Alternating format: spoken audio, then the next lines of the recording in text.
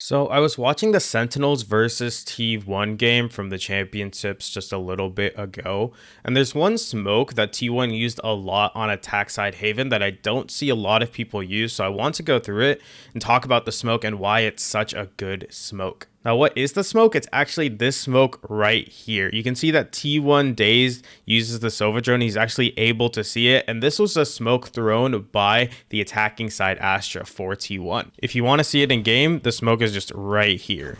It's just going to cover any sort of sight lines from either side through this specific point. This smoke is actually really useful because it allows the attackers to actually walk up and take a lot of control of A main away from the defending team. Usually if you're a defender, you'll have someone posted right here and they're just watching the cross every single time. If they cross, they know that someone's in short. They know that there's at least someone going A.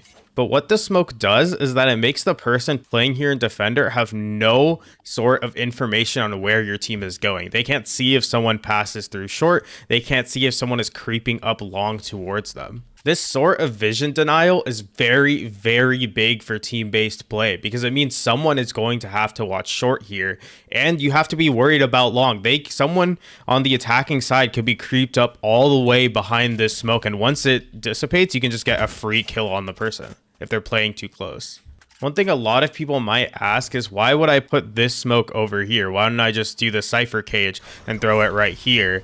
And then it also sort of denies vision from going into short. And while this smoke is pretty good for vision denial for someone like Cypher who has to throw his cages, if you do something a little bit closer to the defenders here, it also allows you to get more control of long. When you smoke right here, you're also cut off from vision. But if you smoke right here, this all is in your control now. You can take all of that control away from the defender, and they have to be scared of this. Another bonus as well is that when you smoke right here, if you're a defender, I feel like it's pretty easy to just spam through this smoke right here. You usually get some damage if someone's crossing, and maybe even a headshot and a kill. But if you use this smoke right here, I feel like it's a lot harder to spam unless you're willing to ping it, and even then it's like not as clean of a spam as it would be if you just cage the cross like people usually do with Cypher. However, this smoke right here also has its detriments because someone from the defending team could be playing inside of this smoke and could catch you off guard if you do push that smoke.